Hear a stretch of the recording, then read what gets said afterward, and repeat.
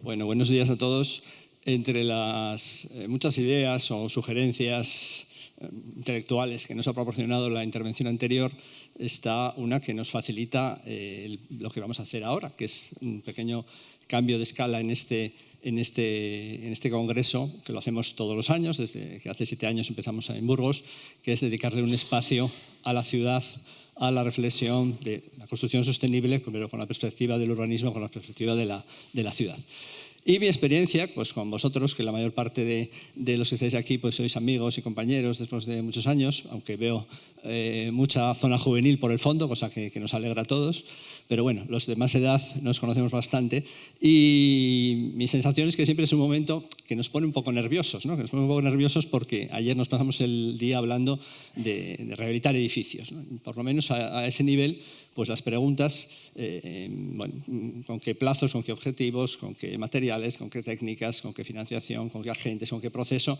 Bien, todo es muy difícil, pero hay una serie de preguntas a las que hay que buscar respuestas. Sin embargo, al pasar a la escala de la ciudad, pues todo se nos vuelve más difuso, más difícil. Hoy, este año, la propuesta es un diálogo, no es exactamente una mesa redonda, es más bien 2 micropresentaciones de más o menos de 10 minutos, con 2 perspectivas pues, muy diferentes. Una es la de José María Sánchez Laforet, que está en una administración, mientras que Juan Luis Larribas está en la universidad. José María nos va a hablar de un caso concreto. Lo que pasa es que cuando uno habla de Madrid y de la escala de Madrid, pues dice como concreto. En fin, claro, Madrid, el Ayuntamiento de Madrid, solo el municipio de Madrid, pues hay más gente allí metida que toda la que tenemos dispersa en nuestra comunidad de Castilla y León. Pero bueno, es líder, es pionero, tiene un proyecto interesante y le hemos pedido que nos lo cuente en 10 minutos, que es una cosa verdaderamente imposible. Pero bueno, él nos lo va a intentar darnos esa aproximación. José María, cuando quieras.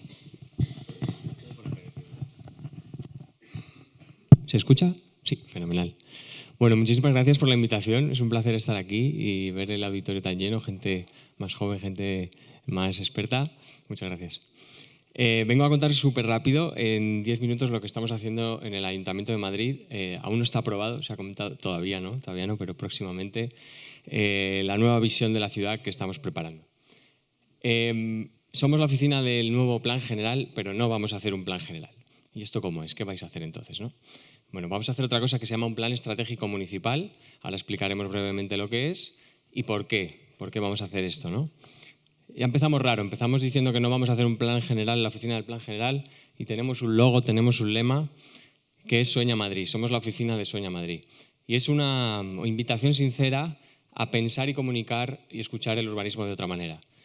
Tenemos que dejar de hablar en burocratés, en contable y hablar de la ciudad bajando al terreno y considerando que todos tenemos una experiencia, una vivencia y unos sueños sobre la ciudad que se pueden compartir, se tienen que entender y los tenemos que asimilar, ¿no? Nunca más el urbanismo tiene que ser esa cosa de simplemente hablar del suelo, edificabilidades y números y olvidarnos realmente de hacer ciudad, ¿no? Que comentaba en su magnífica exposición Carmen. Bueno, entonces, ¿por qué no vamos a hacer un plan general y por qué vamos a hacer un plan estratégico municipal? Bueno, como seguramente muchos conocen, un plan general es un instrumento absolutamente rígido que regula desde la calificación y clasificación del suelo hasta el ancho del balcón, la altura de cornisa, el color de la carpintería, ¿no? Entonces, son instrumentos, yo creo que la academia, los profesionales reconocemos como muy difíciles de cara a adaptarse de una forma ágil y flexible a las demandas de la sociedad, ¿no? Y además, los planes generales no nos permiten pensar de manera holística, ¿no? Ahí ponemos los 9 retos de ciudad que hemos definido para avanzar en este nuevo plan. Ahora les contaré rápidamente los pasos que hemos ido dando, pero lo importante es no perder nunca los 9 retos a la vez, la visión holística, ¿no? Normalmente el urbanismo pues, hablaba del suelo, de vivienda y poco más, ¿no? Para nosotros un problema de vivienda es un problema de espacio público, un problema de movilidad es un problema de neutralidad climática, etcétera, etcétera, ¿no? La visión holística es lo más importante, que no debemos perder. Y ante esa crisis de los instrumentos tradicionales, la nueva figura del Plan Estratégico Municipal, que tiene lo mejor de una agenda urbana y lo mejor de un plan general, ahora intentaré explicarlo, deben aunarse, ¿no?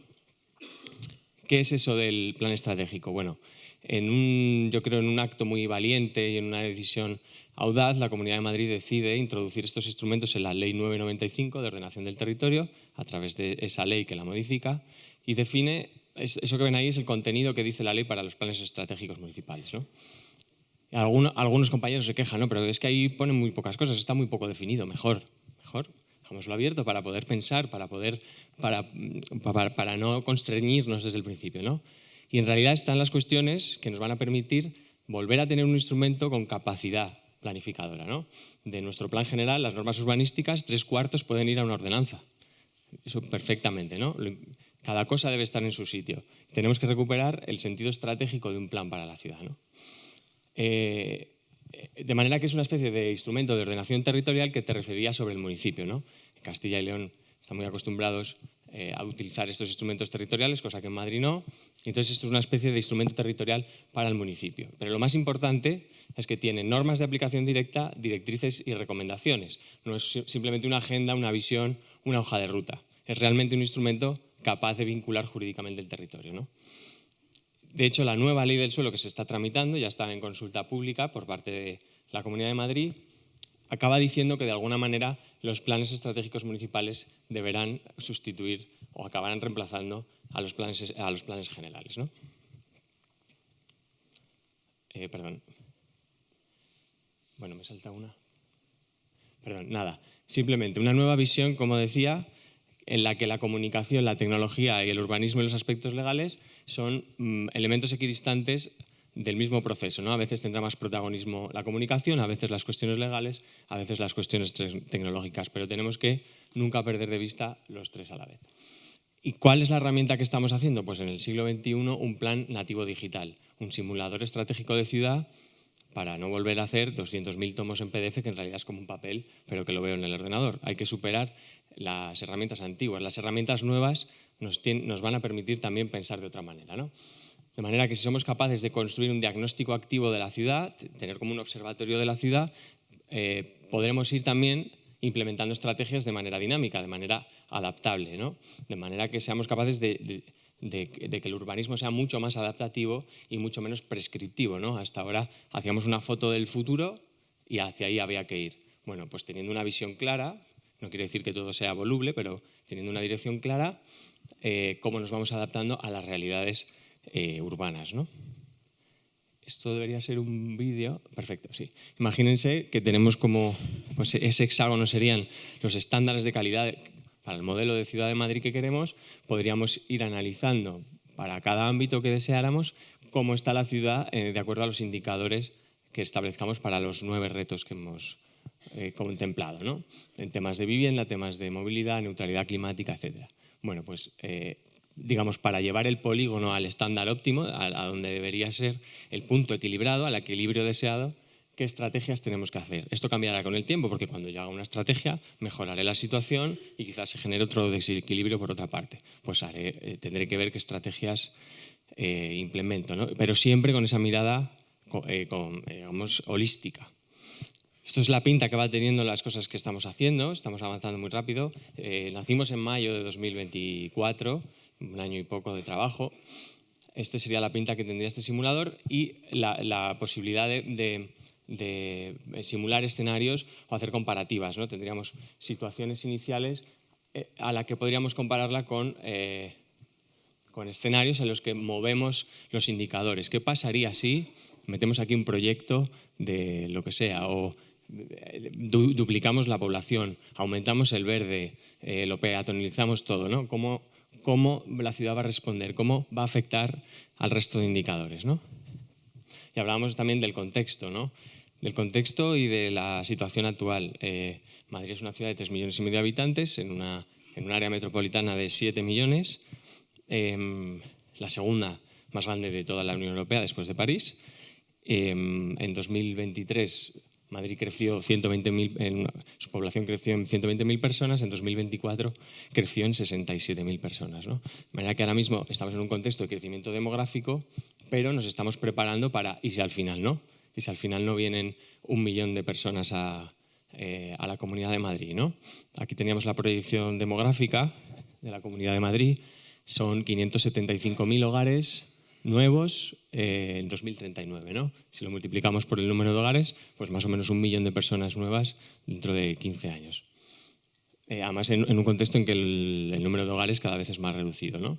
Bueno, pues este es el contexto en el que nos encontramos. Un municipio, además, que como se veía en la diapositiva anterior, se ha quedado sin suelo, ¿no? El Plan General del 97 definía una ciudad al límite de capacidad, es decir, llevar el suelo urbanizable hasta el borde, excepto las zonas protegidas. De manera, eso ya se está desarrollando después de 30 años, ya están en marcha los nuevos desarrollos. Y entonces, ¿qué vamos a hacer? Evidentemente, aquí la mirada metropolitana emerge como una necesidad, pero el municipio tiene que seguir funcionando, ¿no? Este año, y voy muy rápido, que no me quiero extender mucho para que haya tiempo del diálogo, todo este año que hemos hecho para cada reto, hemos hecho una mesa de expertos de la sociedad civil, academia, las 3 administraciones, compañeros del propio ayuntamiento, empresas privadas, asociaciones, tercer sector, más de 800 personas que han ido a cada grupo de trabajo a pues dar su visión, ¿no?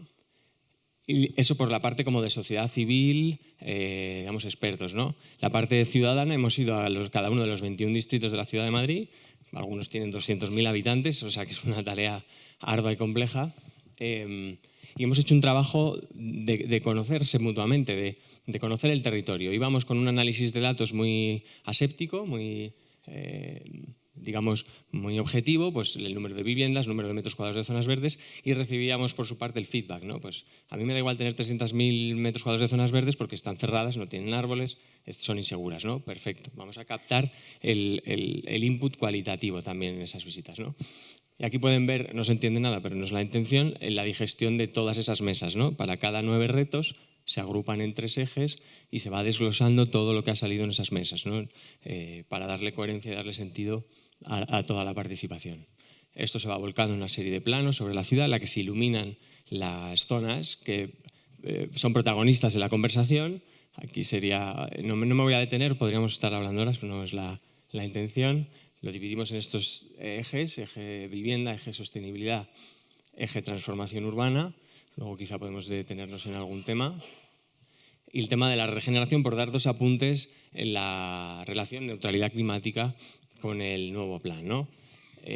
Por supuesto, para nosotros son un punto de partida los compromisos europeos y además Madrid es ciudad misión dentro de las 7 ciudades españolas como, digamos, que están más comprometidas o se han puesto objetivos todavía más ambiciosos, ¿no? Bueno, en este paisaje del desarrollismo, de bloque abierto, que es viven más de 1 millón de madrileños y aquí hay una oportunidad para la regeneración urbana integral, ¿no? Hablábamos del contexto, hablábamos de pensar holístico, conocemos los problemas de estos paisajes, la falta de elegibilidad del espacio público, las pocas áreas de sombra, la escasa vegetación, la escasa calidad edificatoria también.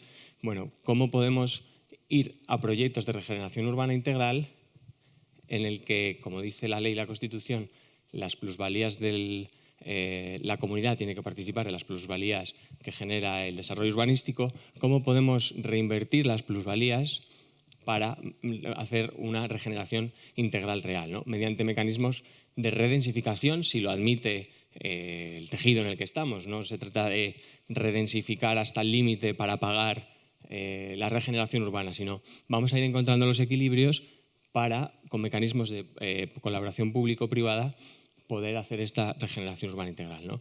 El Ayuntamiento de Madrid está haciendo unos esfuerzos enormes de edificio a edificio con subvenciones en los últimos 3 años, más de 300 millones de euros en rehabilitación de edificios, pero quizá para conseguir los objetivos de neutralidad climática hay que pensar ya a una escala superior, ¿no? Si no, nunca los vamos a alcanzar. De manera que nos dejen por fin a los arquitectos hacer estas cosas, los planes generales que tanto nos han enseñado en las escuelas de arquitectura, y podamos extender las viviendas, generar estos muros de invierno, estos colchones climáticos, etcétera, etcétera, ¿no? Les sonará esta matriz que nos permitimos el lujo de fusilar para nuestras mesas de vivienda, es la matriz de la regeneración urbana de Castilla y León. Nosotros hemos intentado ampliar con algunos temas más y lo que queríamos es el punto de partida para pensar esos equilibrios. Es decir, vale, vas a redensificar y entonces vas a mejorar el espacio público o la accesibilidad. Vale, oye, pero ¿y si además metemos vivienda protegida? ¿Y si además metemos una central de geotermia para hacer una red de distrito frío-calor para todo el barrio? Pues entonces tendría que redensificar más. Bueno, pues ya no te da porque estás en un barrio ya bastante denso, ¿no? Empezamos a relacionar esos equilibrios con las fuentes de financiación, la renta de los habitantes, etcétera, etcétera, ¿no? O sea, dentro de un plan estratégico, ¿cuál es el marco, cuál es la matriz de actuación para acometer un proceso como estos, ¿no? Y la última reflexión, y ya me callo, otro reto para la neutralidad climática y para el resto de los retos que mencionaba son los desarrollos del sureste, ¿no? Ahora mismo están naciendo, después de 30 años que llevan ahí planificados, toda esa parte sureste de la ciudad está empezando a desarrollarse. La extensión es más o menos la misma que la almendra central, lo que está dentro de la M30, pero sin embargo dentro de la M30 viven 1 millón y pico de personas, ahí están llamadas a vivir 300.000 personas. ¿Es esto un uso sostenible del suelo o es más bien con esas densidades de vivienda que ven de los tejidos que ya han nacido de 24 viviendas hectárea, 30 viviendas hectárea, no son esas las densidades de un tejido unifamiliar? No queremos la ciudad mediterránea compacta en la que hay una hibridación, una vitalidad del espacio público atractiva, ¿no? que generan identidad. Bueno, pues, ¿qué mecanismos puede implementar el plan para, en un win-win, digamos, una estrategia de todos ganamos, que haya más edificabilidad, pero más híbrida, más usos, más activación para evitar estos paisajes como de urbanidad introvertida, ¿no? En la que todo sucede hacia adentro. Nada más, muchas gracias.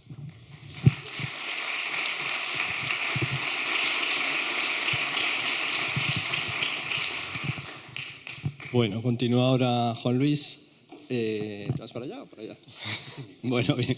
Juan Luis, le conocéis la mayoría. Claro, volvemos a Palencia, ciudad de 80.000 habitantes, que cabía en estos dibujitos de colores que nos has puesto, cualquiera de las islas, pues ahí nos cabía toda la ciudad de Palencia. Pero bueno, queríamos contraponerlo con una visión pues más general, más académica, para responder a la pregunta que nos tiene aquí. Estamos aquí reunidos para comentar que dentro de 25 años pues tendríamos que estar cumpliendo unos objetivos de neutralidad climática en nuestras ciudades. Y la pregunta formulada así, escrita, es: ¿cuál es tu percepción de las posibilidades de que la ciudad de Palencia, o como caso, alcance los objetivos de neutralidad climática en 2025? O si tiene sentido la pregunta. Bueno, yo voy a ver si ponéis un poco la presentación. Bueno, en primer lugar, buenos días a todos. Voy a ver si soy muy breve, porque es verdad, Carmen, que trabajar con un cronómetro, ¿verdad? Voy a intentar ser breve, simplemente 5 ideas.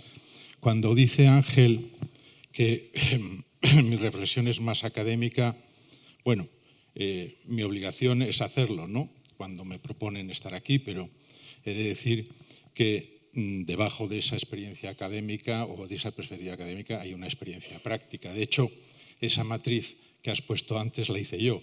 Quiero decir, la matriz, y me alegra mucho que la utilicéis, porque a veces haces cosas y tienes sensación de que no tienen impacto.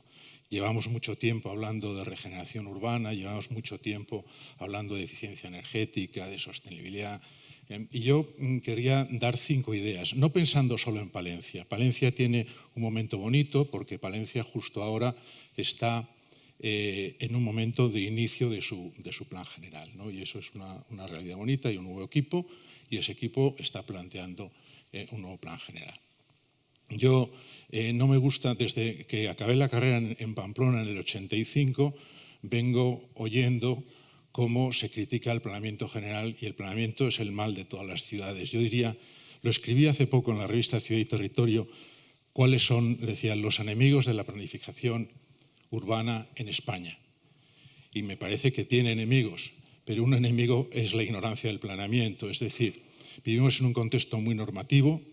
El planeamiento tiene, además, muchas cosas alrededor, económicas, de gestión, etcétera, etcétera. Por lo tanto, el planeamiento es una herramienta más. Las ciudades no las hace, gracias a Dios, solo el planeamiento. Pero sí es verdad que el urbanismo como disciplina es relevante, ¿no? Y en este sentido yo querría decir algunas cosas que están muy claras en el 5 ideas, muy rápido, en el 5 ideas. La primera es que la ciudad no es una realidad aislada. Esto es algo que el aislamiento es una pesadilla. ¿Qué significa esto? Lo que significa es que si hablamos de metabolismo urbano, no podemos hablar solo, y estamos hablando en un contexto de lucha contra el cambio climático, estamos hablando ante un desafío que lo hemos denominado neutralidad climática. La realidad es que la ciudad está inmersa en su región, en interacción con todo lo que hay alrededor. Cuando hablamos de un plan general de ordenación municipal, pues estamos hablando de una manera muy limitada. ¿Dónde estamos? Lo primero es comprender el territorio. Tiene esto mucho que ver con lo que ha dicho Carmen, la idea del lugar. El lugar a gran escala, a media escala, a escala intermedia. En el caso de Castilla y León, fijaros, estos son los pueblos de Castilla y León. Pueblos que no municipios, 6.000 pueblos, villas o ciudades, 2.248 municipios. Pero esto está inserto en un paisaje. Y este paisaje, me pregunta Ángel, ¿cuál es el futuro de una ciudad como Palencia en un contexto de neutralidad climática? Pues halagüeño. ¿Por qué? Porque es una ciudad pequeña. Porque el impacto que tiene, podríamos decir, la huella ecológica de una ciudad como Palencia, en general, la huella ecológica de todo este sistema urbano, de todo este sistema urbano en este territorio es admisible. El problema no es este poblamiento, el problema es Madrid o las grandes ciudades. Aquí estamos en un lugar, en un entorno, en un paisaje, en una geografía capaz de asumir, si somos responsables, lo que nosotros podemos denominar nuestros estilos de vida, sean esos cuales sean. En segundo lugar, querría decir, o la segunda idea, no sé qué pasa aquí, que el buen gobierno urbano no se mide por sus propósitos, ni por sus planes, se mide por los resultados. Esto ya lo sabía la antigua cultura, cuando en el Ayuntamiento de Siena se hace un gran mural y se dice una alegoría de los efectos del buen y del mal gobierno en la ciudad y el campo. Fijaros que es la ciudad y el campo. La ciudad y el campo ya estaban relacionados, ¿no? Esto es algo importante. Por ejemplo, este es el esquema que hicimos cuando hicimos el Plan General de Valladolid hace años y está en la memoria justificativa. ¿Por qué? Porque, fijaros, lo que nos ha ayudado a valorar los efectos de la planificación, lo que ha hecho avanzar mucho la planificación es la dimensión medioambiental. ¿Por qué la dimensión medioambiental? Porque sin evaluación de impacto ambiental, sin esta exigencia, haríamos muchas cosas en el tablero sin pensar en sus consecuencias. Y esto hay que tenerlo en cuenta. En tercer lugar, la idea sería en qué medida nosotros podemos ser un agente negentrópico para avanzar en sostenibilidad, para avanzar en cualquier idea que tenga que ver con una relación mejor con nuestro medio ambiente, necesitamos ser mucho más cuidadosos, mucho más responsables. Y esa responsabilidad nos la da el conocimiento. Lo explicó este gran físico que era Rödinger hace tiempo. ¿Qué es la vida? Y acuñó este concepto de negentropía. ¿Qué es negentropía? Es entropía positiva. Además de generar basura, además de generar residuos, podemos hacer más cosas. Llevamos tiempo haciéndolo. Pero, ¿qué es el hombre como un agente negentrópico? Alguien que mejora las cosas. Alguien que no solo tiene una relación extractiva con su medio, sino que tiene una relación constructiva, que deja las cosas mejor. Y esto es lo que estamos trabajando. Y al final, eso es lo que decía Jan Mahar en la idea de proyectar con la naturaleza. Es decir, nuestras ciudades tienen que tener una relación diferente con la naturaleza. Este es un trabajo que colaboré con Emilio, que lo explicará luego y voy a pasar por encima. Pero en un barrio de Valladolid descubrimos las inmensas posibilidades que tiene la idea de pensar en generar un distrito de energía positiva. Nosotros hicimos la parte urbanística y surgió una reflexión. Y la reflexión es muy sencilla, que en la relación entre el espacio público, y los edificios, considerando la piel de los edificios como espacio público, tenemos una extraordinaria ventaja para cambiar las cosas. La ciudad existente puede mejorar muchísimo, pero tenemos que tener en cuenta eso. O sea, que no, el espacio público es todo, también la piel de los edificios, la envolvente, e interaccionando en términos de energía, en términos también de uso del espacio, en términos de interacción entre los edificios, es extraordinario. Las potencialidades son extraordinarias. Fijaros que esto es una preocupación clásica de la arquitectura. Buckminster Fuller, por ejemplo, en un momento determinado de crisis en la zona norte de Nueva York, hace un planteamiento que hoy diríamos que es exagerado, pero planteó unos súper rascacielos donde metía a toda la población. Pero eso sería una gran tecnosfera. Aunque Buckminster Fuller fue un pionero, lo que sabemos ahora es que la solución no es solo tecnológica, sino que la solución está mucho más en intentar trabajar lo que hay aquí debajo.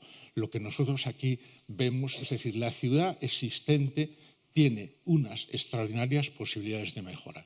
Esto es algo que es un convencimiento que compartimos casi todos los arquitectos y que lo podemos llevar y lo estamos llevando a la práctica. En cuarto lugar, hicimos un trabajo analizando los planes específicos que se han dado las ciudades en Europa para trabajar en acciones sobre el clima y la energía desde una perspectiva sostenible. Y después de un amplio análisis y cogiendo algunos casos en España, nos dimos cuenta de una cosa, y es que estos son los planes, se llaman PACES, SECAP en inglés. Los PACES son los municipios que en España tienen PACES. Fijaros un poco también la distribución, dónde hay y dónde no hay. Pero la realidad es que analizándolos en detalle comprobamos que se hacen planes de acción climática y energía sostenible y esos planes no dialogan con los demás. No dialogan con el plan de urbanismo, no dialogan con el plan de movilidad, no dialogan. Uno de los problemas que tenemos profundos, es la incapacidad de establecer un diálogo entre las cosas que hacemos en la ciudad. La ciudad no es un problema del urbanismo, la ciudad es un problema de los ciudadanos, de la ciudadanía, de todo lo que tiene lugar en la ciudad. Y eso es verdad que tenemos las ideas claras, tenemos los conceptos claros, pero no somos capaces de sentarnos todos en una mesa y tomar aquellas decisiones que tenemos que tomar.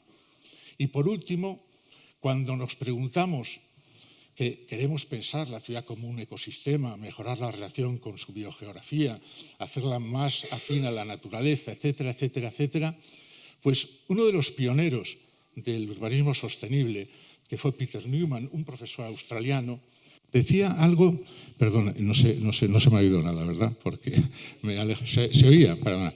Bueno, decía, al final casi de su carrera académica establecía cuáles son los contenidos de ese proyecto de ciudad como ecosistema y en un momento determinado ponía el sentido del lugar.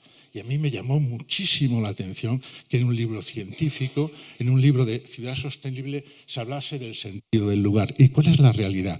La realidad es que tenemos que cambiar nuestra perspectiva sobre el lugar urbano. Estos son esquemas de nuestro proyecto para el Plan General de Valladolid.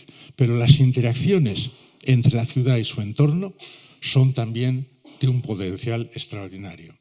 Al final, lo que intentamos hacer es lo que se llama economía circular, que es una idea muy antigua. Quizá el primero fue Barry Commoner, allí en los 70, pero la economía circular es muy difícil.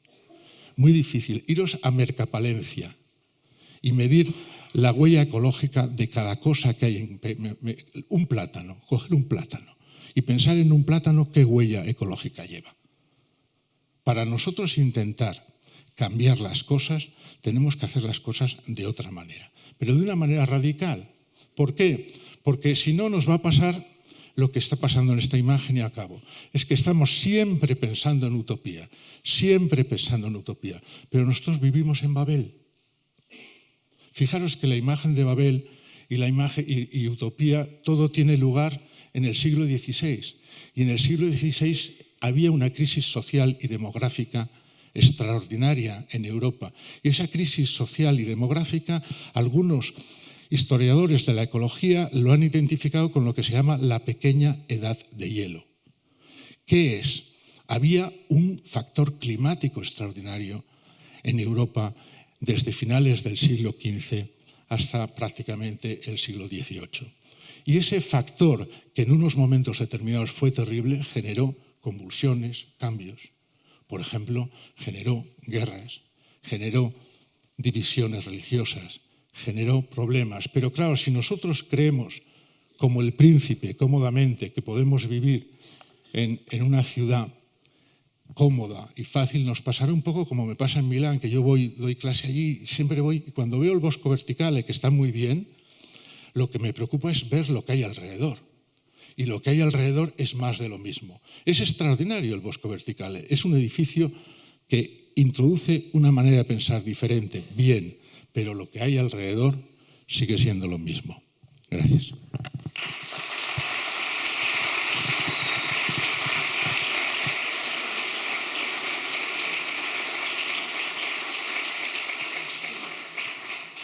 Bueno, muchas gracias. Nos queda hasta la hora del café pues un momentito para un par de preguntas de cosas que no me han quedado a mí muy claras. A ver, José María, que yo es que soy un poco lento, seguro que lo has dicho, pero repítemelo. A mí me preocupa un poco la arquitectura institucional. Me has hablado del nuevo plan general, del plan estratégico, que si se aprueba, no se aprueba, va a ser vinculante, no lo va a ser. ¿Qué pasa si llega un florentino y dice, pues aquí voy a construir no sé qué cacharro? Porque claro, en Madrid se plantean proyectos muy ambiciosos. ¿Esto cómo se articula? ¿Puedes aclarármelo un poquito? Sí. La aprobación inicial está prevista para 2027, enero de 2027, y tiene un proceso de trámite mucho más sencillo. No hay un avance, una aprobación inicial, provisional y definitiva, simplemente una aprobación inicial y definitiva, con su evaluación ambiental paralela. Respecto a los proyectos más icónicos o más singulares de la ciudad, el plan estratégico va a ser vinculante y lo que van a ser vinculantes son sus equilibrios, ¿no? Yo creo que dos palabras que son fundamentales para entender lo que estamos haciendo es tiempo y equilibrio. Entonces, el tiempo en el sentido de estar observando la ciudad real, no hacer un diagnóstico ahora en 2025 y aprobarlo en 2038, que es lo que hubiera pasado con un plan general. Por cierto, hay algún apunte. Yo vengo del mundo de planeamiento duro, como decía Juan Luis, hay que conocer el planeamiento, tanto en la administración como en estudios privados. He trabajado y el equipo también en el planeamiento. O sea, somos conocedores del planeamiento más duro y tradicional. Después de este inciso, tiempo y equilibrio, de manera que los proyectos singulares deberán responder al equilibrio. No es tanto importante el parámetro de cuánto verde, cuánta edificabilidad, lo importante es la relación entre ellos.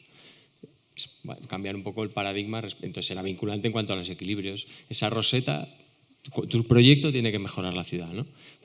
La clave está en qué cosas vamos a medir para saber si mejoramos la ciudad o para saber cómo está, ¿no? Que es lo que estamos construyendo ahora mismo, que es como el algoritmo para entendernos, es la receta de la ciudad. Bueno, muchas gracias.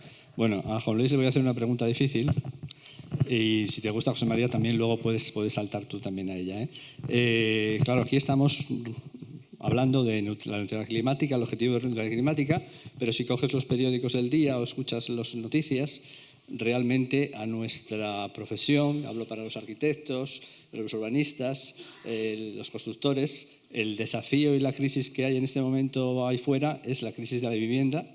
Y tenemos pues, más de 100 jóvenes en la sala, los cuales, pues, salvo los que vayan a heredar, pues, tienen en este momento un grave problema de acceso a la vivienda. ¿Esto es compatible con lo que estamos aquí hablando? ¿Tiene algo que ver? ¿Podemos juntar las dos cosas, solucionar las dos a la vez? ¿Tenemos que olvidarnos de la neutralidad climática y centrarnos en la crisis de la vivienda, como sugiere, no sé, por ejemplo, ayer lo decía El País, ¿no? Pero, ¿tú qué crees? Hombre, nos tendríamos que tomar las cosas en serio, ¿no? ¿Y qué quiero decir? Con la neutralidad climática, que es un concepto que yo discutiría, porque ¿qué significa neutralidad climática? ¿No? El clima es dinámico. Claro, estamos midiendo la neutralidad climática prácticamente en emisiones de CO2, podríamos decir, y eso es simplificar mucho el problema. Si vemos el metabolismo urbano y ir a un proyecto más sostenible es otra cosa. Yo creo que las dos cuestiones tienen mucho que ver, ¿no? ¿Por qué? Porque tanto en temas de sostenibilidad como en temas de vivienda se habla mucho y se hace poco. Se habla mucho y se hace poco. En el tema de vivienda llevamos mucho tiempo hablando, pero se está haciendo un debate de carácter, podríamos decir, conceptual e ideológico, y no nos estamos poniendo manos a la obra. Manos a la obra todos. Por ejemplo, en Valladolid hay un entorno que son unos antiguos cuarteles,